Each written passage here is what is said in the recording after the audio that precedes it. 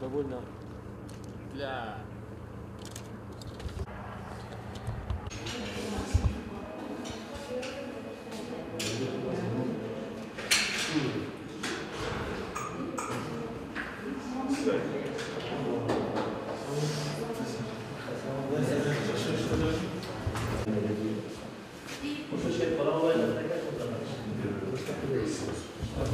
Да, обратно текст.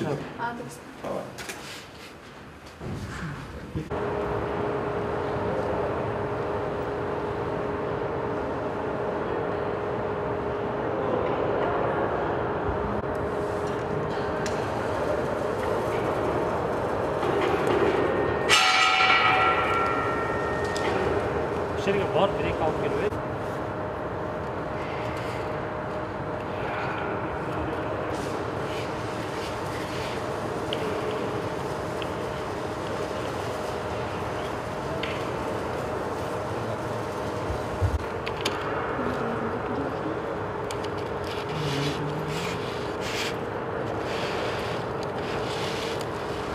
Гестің генераторы? Гестің генераторы. Ашын жасап тастар бұшынға? Жасалып атын, бұл статоры. Анан бұл материалдар роторында кетеді.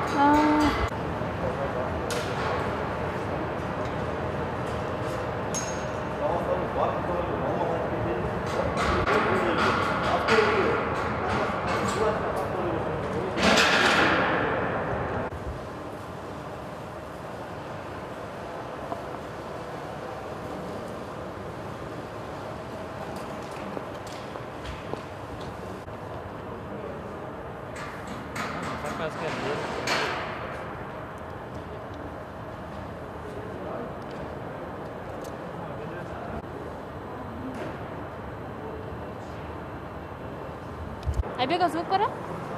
Гүлгөн жерлери кесип койгула, ана Аскада билем. гүлүрсү мүмкүн дейм балким. Суроолоруңар күчтүү болсо.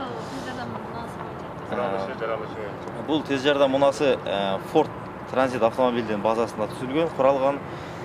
Бизге негизи кузов келет, голый кузов келет. Анан биз аны өзүбүз перепрофилирование кылып, ичине керектүү бардык шкафчиктерин, инструменттерин, ножкаларын, керек болсо жанагы каталкаларын бүт бардын өзүбүз толугу менен биздин заводдо жасалып чыгып коюлду да. Бул автоунаа класс Б классы. Буга азыр биз ИВЛ аппаратын кошсок, бул реанимобиль катары эсептесе болот. Эмне дегенде биз жанагы тендер болот, мамлекет тендер болот, ошонун талаптарын негизинде буну чогултканбыз. Ошол талаптарга жооп бере турган кылыпчы толугу менен. Биздин мүмкүнчүлүгүбүз Ford Transiттин гана базасында эмес, биздин мүмкүнчүлүгүбүз андан сырткары Газель бизде ремонту да жеңил, запчасттар да доступный болгон тетиктери. Ошого биз Газель Next'тин базасына чогулта алабыз. Б класс, С класстагы скорый машиналарын, андан сырткары А класстагы Lada Largus'тун базасына чогулта алабыз. Ошондой эле Газельдин 4ВД 4 дөңгөлөгү тең жанагы горный местностторго, тоолуу аймактарга жарай турган биз чогулткан мүмкүнчүлүгүбүз бар толугу мененчи. Бизге шасси келет, кузов келет, калганын бүт баарын өзү коебуз. Айнектерин, терезелерин, ичиндеги бүт жабдууларды өзү коюп чыгабыз толугу. ИВЛ аппараттарды эле өзүңөрдөн чыгарып коюш керекпи? ИВЛ аппараттар азыркы биздики ушул учурда разработка болуп атканына байланыштуу биз биз российский разработкада ИВЛ алып келип коюп турдук убактылуучу, бирок кийинкилерине биз өзүбүздүн коебуз. Будущий азыр серийный производствого биз буну биринчи чогулттук, көрдүк. Балдар үйрөндү, өзүбүз да колубуздан келгенибизди өзүбүз да көрдүк. Андан сырткары биз тендерге катыша турган максатыбыз бар эле негизичи, бирок алардын бир-эки талаптарына биз жооп бере албаганына байланыштуу, алардын шарттары өтө жогору болгонуна байланыштуу биз катыша албай калдык да. Анан ошого кийинкилерин биз ойлойбуз, уже 80-70% биздин өзүбүздөн болуп калат, уже чыга тургандарчы.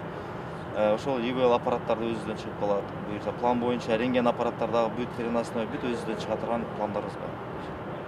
Азыр бул нускадан бирөөлөбү же дагы улантылабы? Азыр бирөөлө, бирок азыр биз дагы 10ду чыгаруу максатында уже ишин баштадык. Бизде азыркы учурда уже андай коршуна заказдарыбыз бар.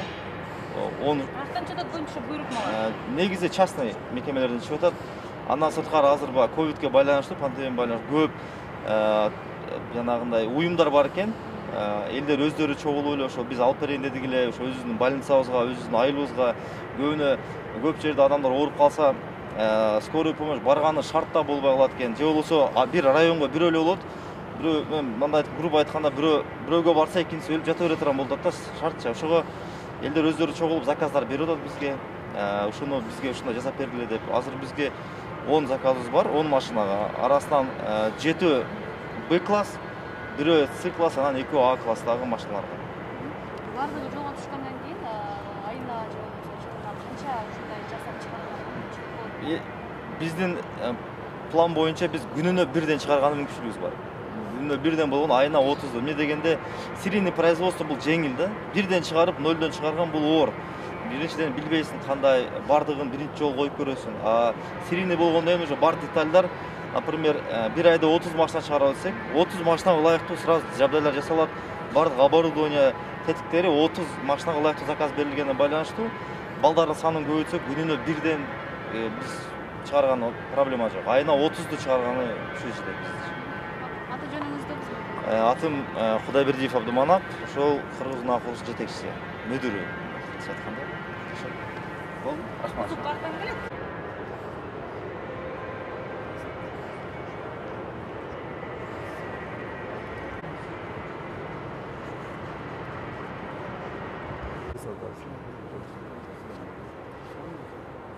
Азыр бизде чыкканы сатылып кетти. Заказ менен ошондой сатсаңыз же. Биздин немелер, биздин частный алгандардын баары азыр. Биз 2 жыл гарантия бердик. 2 жыл гарантия. Эмелеринки Россиядан кетти. 1 жыл. Ооба. Бизде мүмкүнчүлүгү 60 киловаттан 4 мегаваттка чейин азыркы учурда биз чыгарып атабыз. Бизде готовый продукталар көрсөңүздөр да болот. Андан сырткары негизги покупатель өзү трансформатордо дүйнө жүзүндө эле бул мамлекеттик мекемелер да. Бул жанагы электроэнергия менен камсыздалган мекемелер. Ошо бизде Ош электро, Север электро, Восток электро, Жалал Ат электро.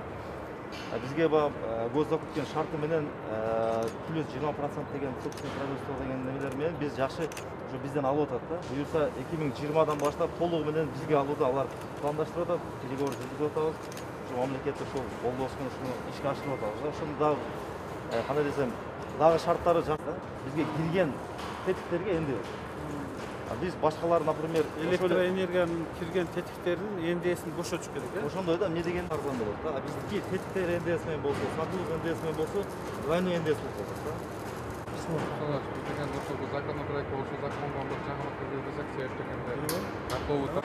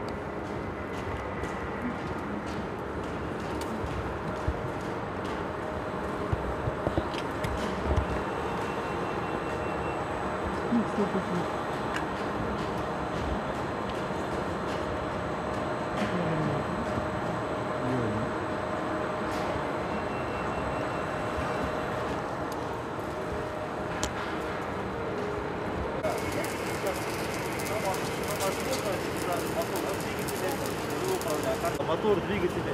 Мы мотор собрали полностью, уже рулевые механизмы все собрали. Уже сейчас у нас идет этап сборки кузова, каркаса. Мы привлекали из Германии дополнительно, с Австрии привлекали, потому что у нас такого не было аналогии.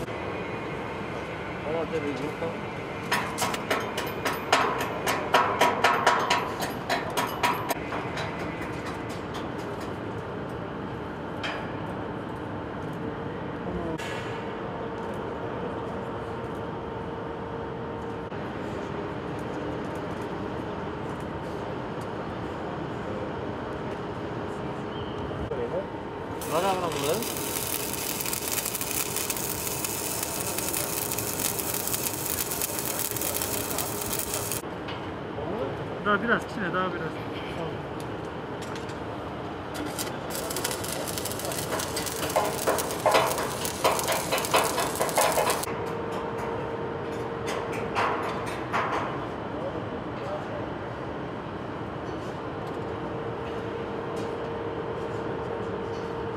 Menен бул түшкөн ашыктын бар. 15 минут, 15 минут. Tezine tamam. Тезде. Азыр эми дүнө прогресс тез жүргөнүнө байланыштуу. Зарядканы коюп деле түн ичинде зарядка. Одна фаскада ошо сайт 8 саат.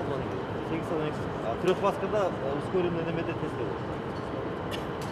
Жеңил машинаны үйдө алып Производствода именно точность керек да, особенно кузовтачы. Биз роботтор иштейбиз, мына көрсөңүз болот, Кука деген эме. заводдор полностью товар ушундай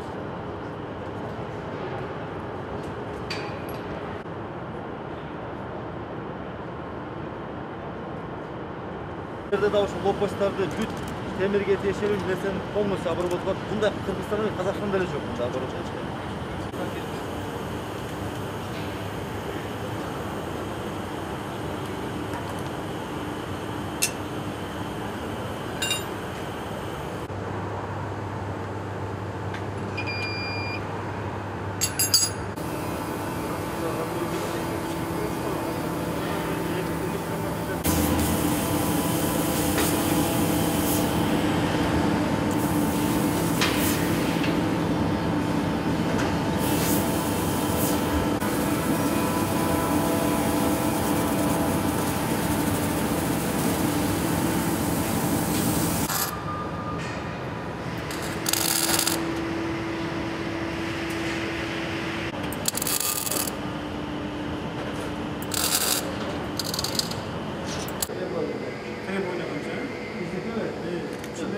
Замечаниялар, например, мындай болду замечание, ООО Севреликтен логотип жок деген замечание болду. Алар ошондой бул системасы бар. Гравировкада болуунча.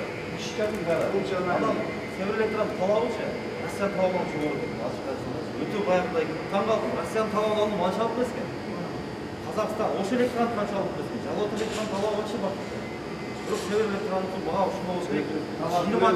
20 жылдык алдын ала келиси болот. Бизге жарайт деп доказ.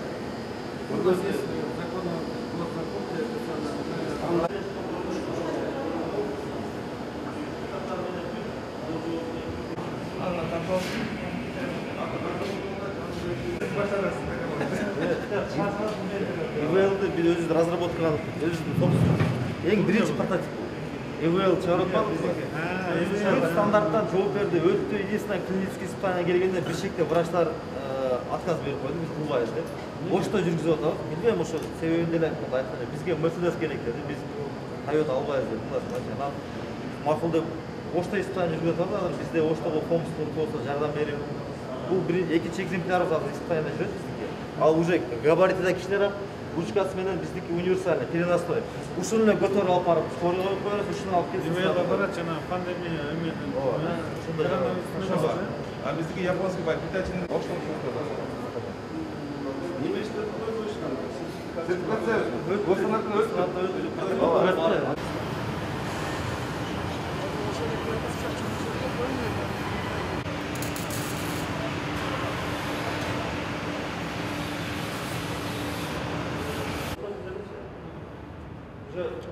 ушул счетчиктердин корпусу ушуга эле уже платформа отургузат, дисплейлер отургузат, бардыгын ошо адамдар бар. Аял кишилер мындай набор кылат, алар уже пайдаланып жүрөт. Биздин өзү Кыргызстан потребности общий. Орто заты 35 миң. Ушул өтө чоң. Ошол үчүн бизге желающийлер бизге кирем дегендер өтө көп. Бирок биз баягы өтө катуу талап менен кадрларды тандап атабыз да. Жок, молодец. Зарплата башка заводдорго салыштырмалуу шарттары да жакшы, өзүң көргөндөй жылуулук немеси уюштурулган.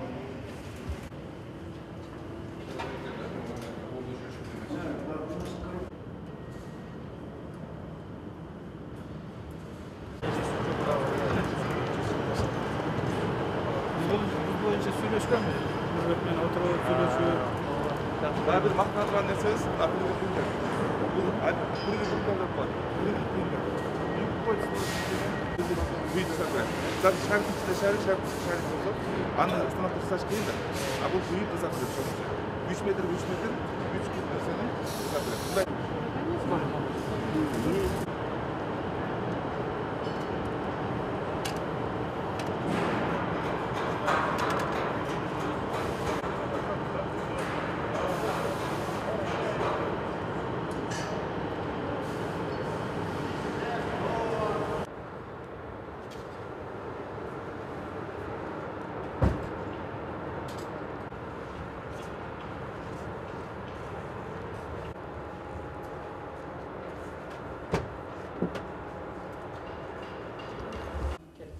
Бүгүнкү сапарыңыз боюнча айтып берсеңиз.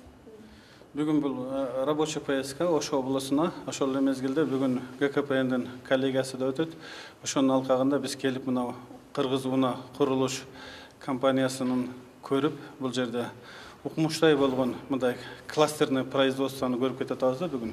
Эмнеге дегенде бул жерде мына мен 100 жолу уккандан 1 жолу көр деген жакшы сөз бар эмеспи? Көрүп бул жерде мындайчасын айтканда Кыргызстандын келечеги бар. Эмнеге дегенде дүйнөлүк чоң компаниялар менен мындай конкуренция кыла алат деген ойго мына келдим. Мен кыргызстандыктарды дагы ушундай чакырып кетер элем, мамлекеттик бүт мекемелерди чакырып кетет элем. Бүгүнкү күндө бизде мамлекеттик жанагы сатып алууларда биздин ата мекендик өндүрүштөрдү колдошубуз керек да. Мына бүгүнкү күндө мына алганда подстанцияларды чыгып атат. Биздин энерго компаниялар, биздин энерго холдинг компаниялары бардыгы ушул жерден подстанцияларды алыш керек. Россиядан, башка мамлекеттерден жана кымбат подстанцияларды алып келбесен, бул жерде Россиядан келген подстанциялардын гарантия качествосы 1 жыл болгон болсо, биздики 2 жыл экен. И бүт жанагы электр жабдууларды тоже алып келишет экен. Бул жерде бир эле маселе туруп атат, бул НДС маселеси. НДС маселесин мен ойлойм өкмөттүн уруйунда бул маселени чечебиз. Андан сырткары бул жерде мына өзүңүздөргө белгилүү болгондой мына ИВЛ аппараттар чыгып атат. Бул жерде скорый помощьтар чыгып атат. Бүгүнкү күндө мынагу заманбап технология Германиядан, Южный Кореядан, Кытайдан, Япониядан алып келген мына кластерный производство деп ошол жерде умный электросчетчиктер чыгып атат. Биз бул жерде ар тараптуу колдоо көргөзөбүз. Кудай буйруса өкмөттө бүгүнкү күндө өкмөттүн приоритеттүү багыттары ушундай жаңы өндүрүштөрдү колдоо, ошол эле мезгилде жаңы жумушчу орундарды ачуу. Биз мындай нерсени, мындайчасын айтканда, приветствуем. Эмнеге дегенде биздин мындай акылдуу, энергиялуу мындай жаштарыбыз ушундай сонун укмуштай өндүрүштөрдү ачып атышат, жаңы жумушчу орундарды ачып атышат. Бүгүнкү күндө мына мен азыр кирип укмуш өзүм дагы мындайчасын айтканда абдан таасирлендим да. Эмнеге дегенде бул жерде мындай компьютердин 3D бул дүйнөдө чыгып аткан мындай чанда компьютерлер ушул жерде бар экен да. Ошол эле мезгилде сотовый телефон чыгарганга дагы бүгүнкү күндө укмуштай ушундай бир шарттар бар экен.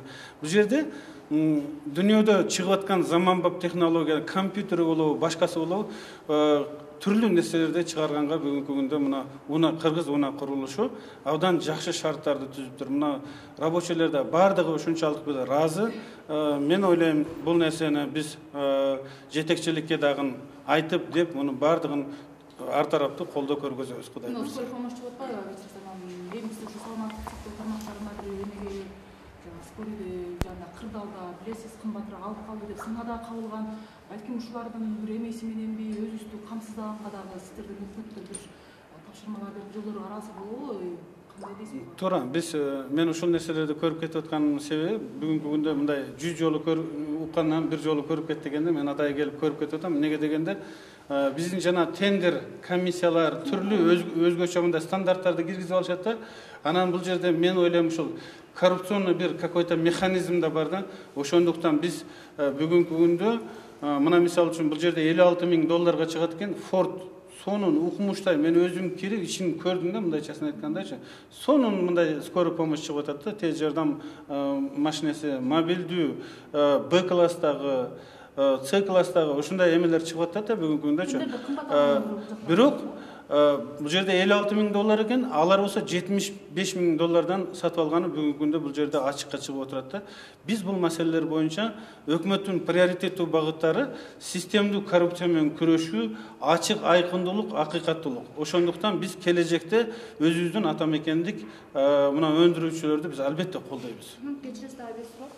Мамлекет тарабынан дайыма ошол ишкерлерге колдоо көрсөтүшүбүз керек деген кептер айтылып берет, бирок аягында мындай конкреттүү бир сунуштар же болбосо бир жеңилдиктер жок да мамлекет тарабынан. Жеңилдиктер бүгүнкү күндө мына льготный кредит деп коет. Ошол тараптардан Кудай буйруса мен азыр кирип отуруп жалпы жана жамаат, эмгек жамааты менен жолугуп ошол жерде айттым, өзүңүздөрдүн сунуштарыңыздарды бериңиздер. Биз чогуу ачык диалогко баралык. Кандай кылганда биз тараптан мындай колдоо болот. Эмнеге дегенде бул кыргыз уна өндүрүш мына эмен эле эмес, ишканасын эле эмес. Бул жалпы Кыргызстандын бардык өндүрүүчү мындай компанияларын бардыгын колдоого кандай кылганда туура болот. Ошол багыттарда биз сүйлөштүк. Булар сунуштарды берсе, биз ар тарапты колдойбуз. Анан да суроо кечиресиз. Жанагы ушул эле компанияларда мисалы үчүн жанагы текстилдеги жер боюнча дагы бир эмелер чыгып атат. Эми ошол бийлик эмелери катарында биз ишкерлерди ушинтип ишке салып жөнгө салып кетип атканыбыздагы мындай чыгып аткан нерселери бизди кайра артка салып бере албайбыз. Эми булардан түшкөн бир акча, бир эмелер дагы биздин бюджетке түшүп бир чоң таасир тийгизмек да. Туура. Бүгүнкү күндө мен ушул нерсени уктум. Бул эмгек жамааты ошол нерсени айтты. Мурда ачык эле айтканда ал жерде эч ким барбаган жер болчу, мындай заброшенный участок болчу. Бүгүнкү күндө эми көзгө көрүнүп, жаңы жумуш орундарды ачып, мына айлык маянасы менен камсыздап, ал жерде сонун заманбап мындайчасын айтканда биз жанагы ткань тиги текстилди чыгара баштаганда көзгө көрүнгөндөн кийин анча мынчасы уже жанагы билесиздер да бүгүнкү күндө рейдерский подход да болот, башка да болот, кысуу болот, бирок бул нерселердин бардыгы менен биз бүгүнкү күндө териштирип жардам беребиз биз. Мыйзамды каралыш керек э? Кудай буйруса бардыгы мыйзам чегинде болот. Сен ошончо жумушчулар жумушсуз калып калат, эгер бирдек болсо бизде жумушсуз калып кетет. Бул деген элге деле пайдасы, мамлекетке деле пайдасы тиеп атпайбы?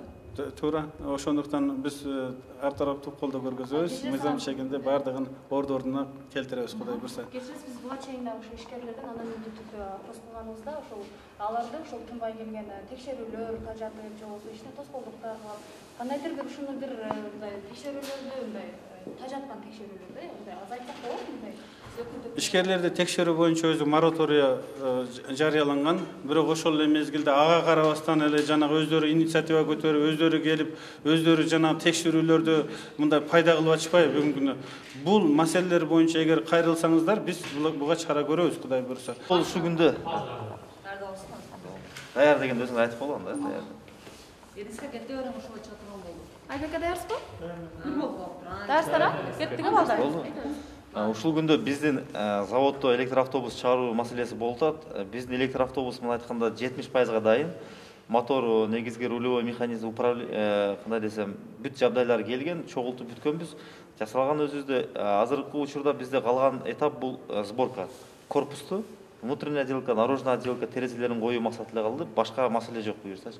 Биз ойлойбуз, бир 2-3 айдын ичинде толугу менен бүтөбүз. Эмне дегенде ачык айтканда кээ бирки тетиктер Кытайдан келет да. Эмне дегенде дүйнө жүзүнө деле Кытайдан барат тетиктер. Ошол эле BMW башка заводдорго делечи. Анан мына таможня жабык болуп, көп биздин жумуштар токтоп калды ачык айткандачы. Тетиктер келбей калды.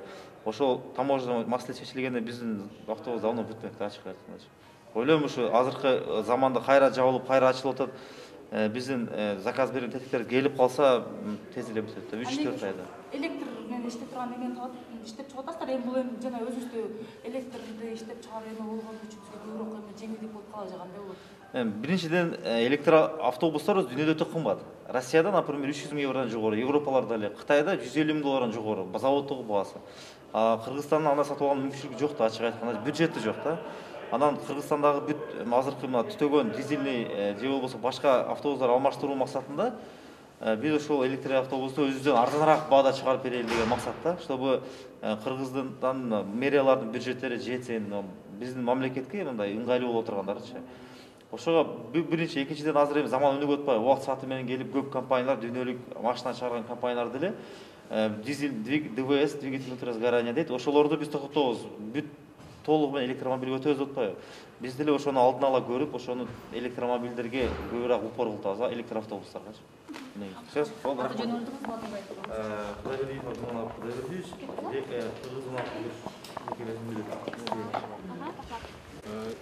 Эки миң эки жүздөн 4400 адамга чейин. Экиле блок. Эки блокто. Бул жерде 12 блок бар. 12 блок, а? Бакта киргенден баштап эң биринчи максат бакта перевозка кылып, жип кылып, жиптен ткань чыгарып, боеп, пресс этип, кайрадан готовый продукция кылып, дальше экспорт чыгарабыз. Бул жер өзү актын. Бардыгы интерес кылып, бул жерде кылышып аткан жер, бул үчүн да биз законный порядокта мусор болгон. Мына биз турган жер могул жер как раз. Шеде турат. А бул жерде 36 метрге чейин болгон, мына 28 метр, 36 метр бийиктикте перепад болгон. Рекультивациясы жок. Көзгө көрүнгөндөн кийин талаша баштады. Видео съемкаларыбыз бардыгы бар. Буга чейин канча репортаждар таптанбыз. Жер алуу үчүн 8 ай чурканбыз. Законный порядок. Бул жерде касман бизге берген. Өзүгө көйгөйдү. Мындай чырый жок болот. Юрист адашып калганда башка текшерсе. Ушул жерде бүгүнкү состояние алып жүрөт. Көп средства, көп акчалар. Болгон, жерде. Болгон. Трансформация кылып берем мен. Проблема жок. Бүгүнкү күндө ушул мынау жана проектте роликте көргөн эмнелер ушул боюнча отурубуз. По проекту эч кандай аткарып мына эки цех биз азыр бул жерде турабыз. Бул жерде турабыз. Эки цех швейный цех, тигүү цехи болот. Бүгүнкү күндө тигүү цехи, ашкана, медклиникабыз өзүбүздөн эмнелерге социальный обеспечениеге, административный корпус, лабораториябыз даяр. Ошондой эле бул пляжга чыгаратылган жип иштете турганыбыз бар. Токуу цехтерибиз азыр туруп атабыз бүгүнкү күндө. Школа, колледж, садиктер, жана проекттеги нерселерди баардыгыбыз ушуну параллельно алып кетебиз. Ген план иштелген. Ген план иштелген.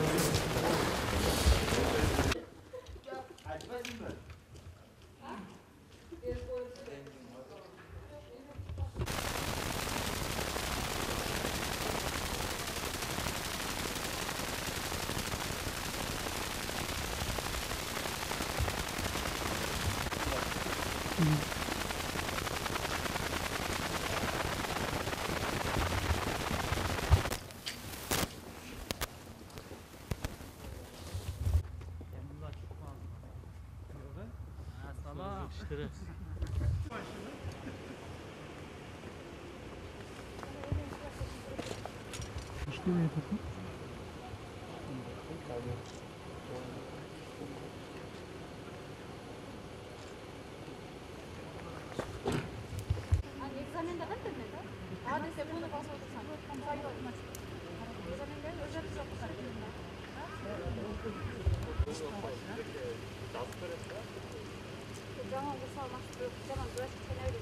Биринчиден мен азыр келип мына кайрадан эле бул жерде чоң, абдан чоң текстиль фабрикасына мына күбө болуп отурабыз. Бул жерде курулуш абдан катуу жүрүп жатыптыр.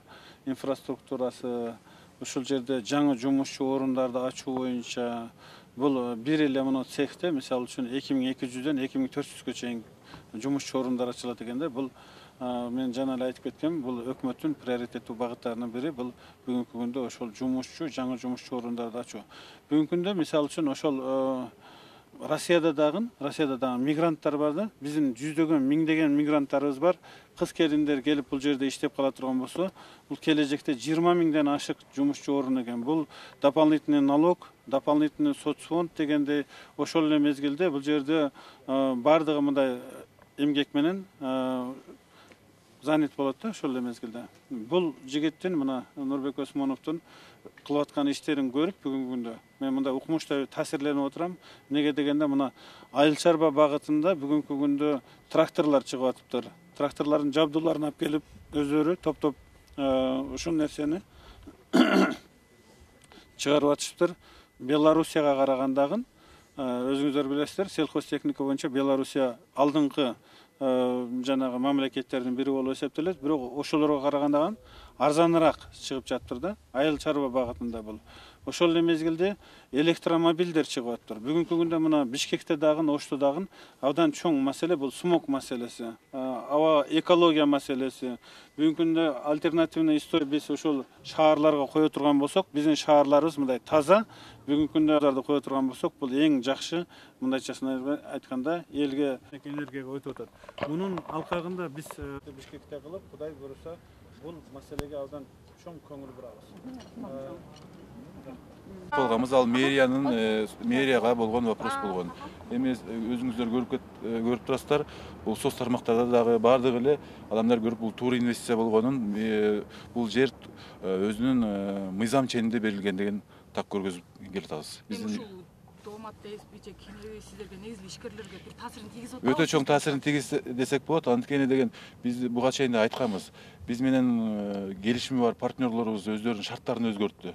Алар буга чейин эгерде жанагындай десе, бизге оборудование келгенден кийин акчасын бересиңер деген шартыбыз болсо, аны сразу моментально өзгөрттү дагы бизге кайра башка татаалыраак шарттарды койду. Бул өзүңөр көрүп турасыздар, чоң жумуш орун түзүлгөнгө дагы бир терс таасир тийгизди десек болот. Башка дагы структуралар, грант берген организациялар бүгүн эртең дагы бир кат алдым. Токтоду, кандай болду деген суроолор болуп атат. Бир эмне жок, бирок эми түшүнүү менен кабыл алып, туура жагына чечип берет деген ойдобуз. Азыр көрүп чыктым, неде бир булардын деле бир чоң таасир күчү бар да азыр. Эми булар дагы ар биринин максаты мамлекет өзүнүн өнүгүшүн издеп келет. Эңсебиз бардыгыбыз ушу экономикабызга кандайдыр бир чоң салымдарды кошсок деген жаатта иштеп келебиз. Булар да бул эми өкмөт адамдары дагы жакшы впечатление менен, мындайча орусча айтканда, кетишти. Анткени өзүнүн жардамдарыбызды беребиз деп буга чейинки биз преференциялар, жеңилдиктерди сураганбыз. Анткени проект чоң, ошо бир жеңилдиктер болсо конкурентоспособный бир продукт чыгарабыз деген маселе менен кайрылганбыз, чечилбей келген. Аны да карап беребиз деген жакшы үмүттөрдү жаратып кетишти. Бул жердин жалпы аянты канча, мына долбоор канча жылда бүтүш керек? Жалпы аянты 25 гектар алгач бөлүнгөн, дагы кошумчаларыбыз бар. Анткени долбоорду 5 жылга эсептегенбиз. Бүгүнкү күндө пандемия болду, ага эмне кылдык, анан саясий кандай бир нерселер болду мамлекетибизде. Ага дагы бир кеч калып келатабыз. 25 гектар, 25 гектар жер. Андан Эркинбаев Тарил Ташпотович, генеральный директор Кыргызстан РЛТД. Анан негизи ушундай бар эмелерге карап эле сиздердин долбооруңуздар эместер жылы берет алдыга. Биз тараптан билебиз. Биз өзүбүз туура иш кылып, мамлекетибиздин экономикасынын көтөрүлүшүнө өзүбүздүн салымыбыз кошула турган проекттин үстүнөн иштеп атканыбызды билебиз. Бул ошол эле жумушчу орундар, айтып кеткендей, ошол эле миграциянын, ички сырткы миграциянын кыскарылуусу, бул баарыбызга керектүү проект, ушу элге керектүү проект. Мамлекетке деле акча түшүнөбүчү? Эми мамлекетке биз убагы келгенде буйруса, бул проекттер чоң болот. Анан шаардын бюджетине чоң болот дегенде эле бир эме. Конечно, буйруса, Аллах кааласа биз туура иш кылып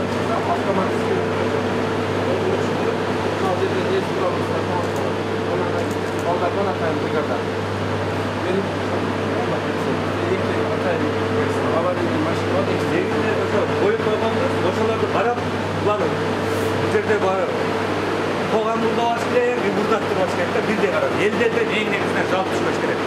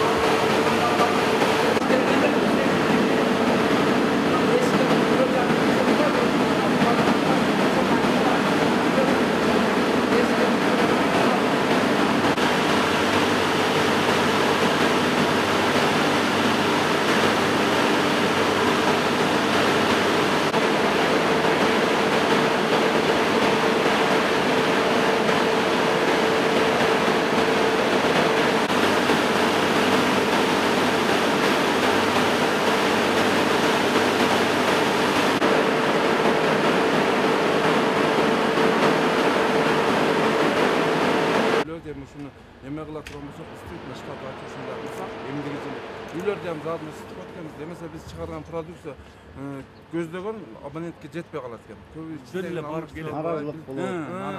Кайда кошулат экен новый? Бул үйлөрдө бизге келип кошулат. Бизде сураса биз өзү локальный кетиш керек. Биз жакка байланбайчы, өздөрү болгон жакшы. Бизнес болсо бияк өсүп иштей берет. Анан туура айтасыз. Анан мында айлангыча жана обратно келинче муздап калат да. Ошо эң туура айтасыз. Түнүнөн локально болуш. Биз сунуш бергенде да ошондой кечеге опыт алып келиштер. Була Бишкекке барыпчы, мен келгичечи. Анан мен кечеге отуруп алып келип, мына жерде бизге 200 киловатт дедиңизби? Кулатовдачы. Бизде ошо бир кичине неме бар экен. Мен кийин сизге барайын. Бүт каттарыбызды даярданып алайын. Колуңуздардан келсе, ушу проблема болуп атыр да. Мен келгиче 1-2 жыл. Сизге? Болду. Анда сизге ошо барайын, бир ушуга жардам. Мен кече келдим. Анан колума келип ушундай кылайлычы, бир неме кылайлы деп. Элдерден аябай жалп бар экен. Колуңуздан келишинче ушу бирден эми билесиздер аз состармыз. Маселе кратко айтып коеюн, Кулатов бирге бизге ушунус берген. Ошол эле ушунустун ошону биз иштетип азыр 2-7-ге чейин чыгып атабыз. Элдин ошол жерде иштеген үйлөр кошулуп, ошого мощность жетпей атат. Ошого бизге дагы бир 2000 киловатт бере турган болсо, биз ошону толугураак иштесек, элдер азыркындай суукта действительно күчү жетпей калып атат да.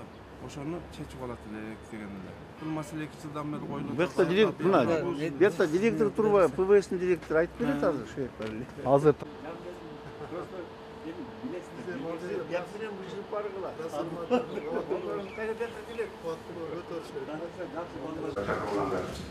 Бүгін Қырғыз Республикасының энергетика жана жер газ казынасынын пайдалануу мамлекеттик комитетинин коллегия байланыштуу сөзгө Ош областынын өкмөттүн өкүлү Жарасул Османович берелик. Рахмат, жакшы жүргөнгө. Биз жумла жаңы жылдын алдында чоң саясий окуялар болуп жаткан алды, ошол жергесине келип şu коллегияны туралы дегениңиздер жакшы болгон экен. Биз да буга даярданып отурганбыз. Эгер сиздер чын уруксат берсеңиздер, кыска областын социалдык экономикалык өнүгүүсүнүн негизги көрсөткүчтөрү боюнча кичине бир маалымат берип коеюн. Сиздер бир узун доклад менен убактыңыздарды албайын. Кыскача эле айта турган так маалыматтар цифрларды айтып коеюн.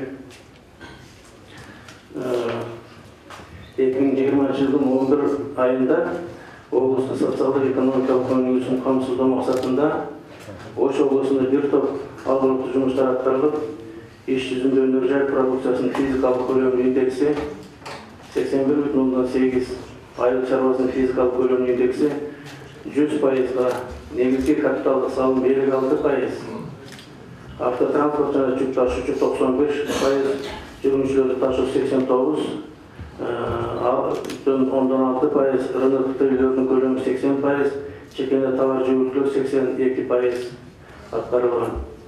95 миң сомдук суммасында продукция өндүрүлгөн, физикалык көлөмүнүн индекси 19 району 88%, Ноқат району боюнча физикалык көлөмүнүн индекси 73%, Алай районунун физикалык көлөмүнүн индексин көрсөткүчү боюнча 60%, чоң мезгилине салыштырмалуу 55,4% аткарылган. Ноқат районунун физикалык көлөмүнүн индексинин аткарылбай калышынын себеби биздеги ЮКР же болбосо 406 миллион сомго азайып кеткен. Кайд ишканасынын кожоюндору, журналисттери Кытайлык болгондуктан алар Кытай Республикасына кеткен, боюнча келишпей ишкана жабылып, иш токтоп турат. Жылдын башында 50 миллион сомдук продукция өндүрүлүп, өткөн 2010. Урматтуу коллегия мүчөлөрү жана жыйындын катышуучулары. Бүгүн чогуу маселелерди карап, талкуулап көрөбүз. Эмнеге дегенде, бүгүнкү күндө жүздөгөн, миңдеген жумушчу орундарды ачып, кластердик производство болуп жатышпы да. Ошол мезгилде бүгүнкү күндө мына өндүрүштү заводду ачкандарга, фабрика ачкандарга, бүгүнкү күндө мына Ош жергеси, Баткен жергесинде кайсыл жерде болбосун биз өкмөт тараптан мындай колдоолорду көргөзүшүбүз керек. урматтуу коллегалар, мына бизде өзгөчө Тоо-Кен тармагында мына 5-6 октябрдан кийин бир аз үзгүлтүккө учурады. Аны да билесиздер. Биз бир нече жолу компаниялар менен жолуктук. Бир нече жолу мына Жыгалбек Калмуратович менен чогуу бул жерде замдар менен чогуу биргеликте МВД, ГКМБ бардык органдар менен чогуу биргеликте сүйлөшүп, мына жакында Этебакыр Терексай ушулардын бардыгын ишке салып, бир-бирден ишке түшүп жатат бүгүнкү күндө. Кудай буйруса, мен ойлойм, бүгүнкү күндө элибизде түшүнүп калды, эл менен мында жерлерде разъяснительный работа өтүп жатат.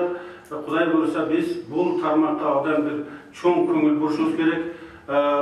Бизде мына өкмөттүн стратегиясынын алкагында бул жерде бардык план мероприятия бекитилген. Ушул план мероприятиянын алкагында иштешибиз керек. Муну абдан катуу көзөмөлгө алышыбыз керек. Энергетика тармагын абдан мындай суу резко түшкөндүгүнө байланыштуу биз видеоконференция сүйлөшүп, бул маселелерди мындай оперативдик түрдө чечип турдук да.